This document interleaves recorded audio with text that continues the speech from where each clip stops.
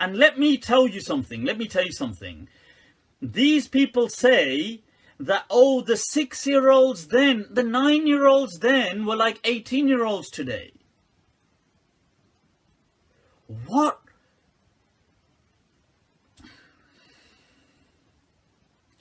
Are you smoking crack? The 9-year-olds were like 18-year-olds. What on earth are you on about? I want to ask one question. Did she consent? Did she consent to this nikah? Bukhari, hadith, the chapter heading 42, hadith 5136. It comes on the page after it. لا ينكح الأب وغيره البكر والثيب إلا برضاها. That a father cannot force his child, his virgin daughter or divorcee daughter into a marriage. I said, how on earth does a 6-year-old consent? How does that happen? Does she even understand anything? Does she understand what this deen is about to consent? They say, yeah, but the custom. What custom? How do you force a 6-year-old into a marriage? Allah hasn't even said that she must pray. She's not even held liable. And they say, yeah, but she... No. So tell me, why didn't the Prophet just consummate the marriage then?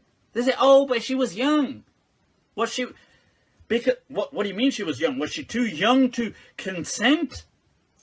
So it was a forced marriage, which ought to be rejected.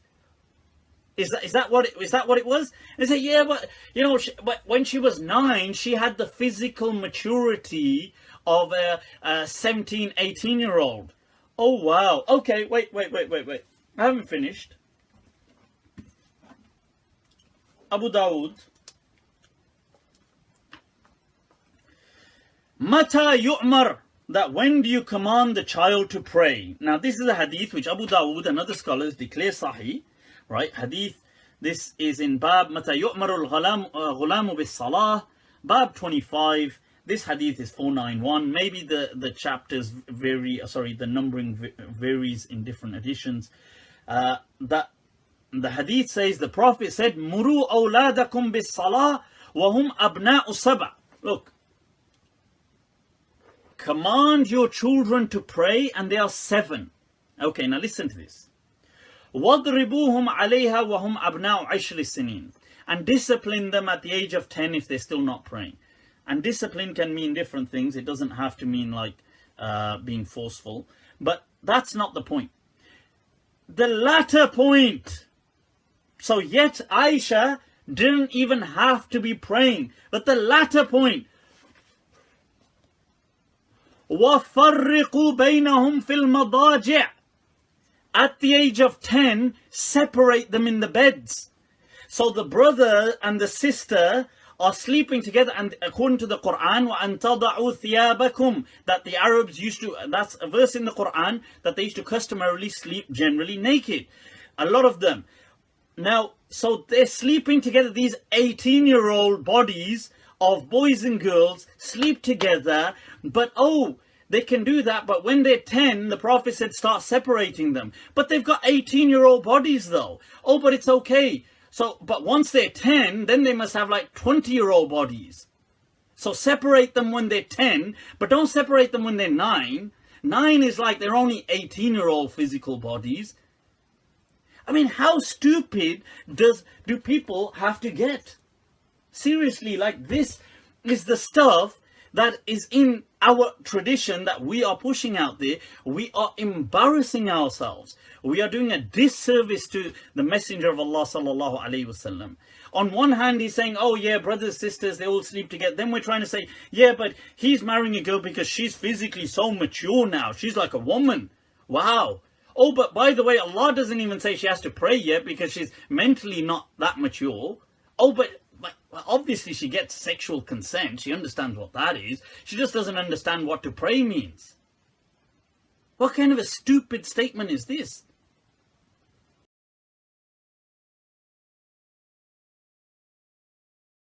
King Richard II, he married a girl of the age of 7. Historical records even say that Henry VIII, he married a girl of the age of 6. Dava! Confidence here, confidence. And these people who are saying this are, for some reason, weirdly stubborn, thinking they're somehow defending Islam. This is the most dumbest way that anybody could have thought that they're defending Islam. But Muslims, you know, some Muslims are just dumb, and that's the point. Like, what? There's nothing more to say. Some Muslims, it's true, they're just dumb. And, you know, they think that they're doing Islam a great honor by saying, yes, the Prophet, you know, he looked at a 6-year-old kid and said, yeah, I want to marry her. Ah, how dumb and stupid and disgusting. And they feel that that's okay. They feel like, yeah, it's in Bukhari, in Bukhari.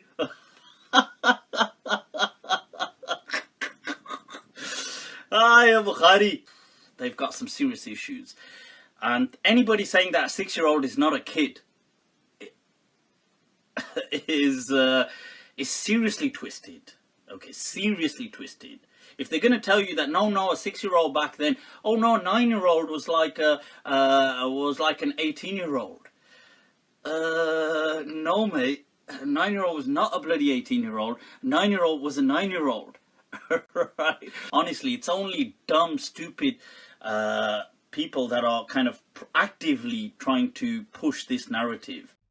As you can see there, they're saying King Richard II, King Henry VIII, and blah, blah, blah. Right, what is utterly absurd and so ridiculously stupid about this is people thinking they are doing Islam a favor by saying, well, do you know King Richard II did this? Do you know King Henry VIII did this? Why on earth? It is blasphemous, I feel, as a Muslim, to be comparing the Prophet to King Henry VIII or King Richard II or whoever it is. Why are you comparing these people? Why are you to the Prophet? That makes it okay just because King Henry VIII did it. Who the hell is King Henry VIII? Just because King Richard II did it. This, you know, what is so dumb? I tell you, this is so stupid and gets on my nerves. They think this is some kind of a legitimate argument. Like, I'm going to get into a debate with an Islamophobe and he's going to say, oh, your prophet was a pedophile because you're saying that. And I'm going to say, ha. Well, actually, King Richard II and King Henry VIII, they'll be like, I don't give a rat. You know, they'll be like, I don't give a damn about King Henry VIII. They'll be like, well, he was a pedophile as well. The point is, they don't care. This is not your... You see, this is where Muslims are so dumb sometimes. They're so used to Muslim polemics. So the Muslims get so lost in this dumb bubble. They think the world operates like that. Okay, newsflash. Nobody gives a damn about your stupid polemics because in the real world, nobody plays that game. Okay, that's just you and your two loser Muslim friends in a corner sitting there just playing this stupid game of how to debate. That's not how it works in the real world. Okay, here by you trying to say ah ha ha ha ha, but you're English, ah ha ha ha ha. So there was a person in English history who did this, ha. And they're thinking, you what, mate? Like, sorry, are you drunk? Like, I don't give a damn if somebody 300 years ago in England did this. It's wrong. They're not bound by these stupid little by rules that you guys have made. These in-house rules.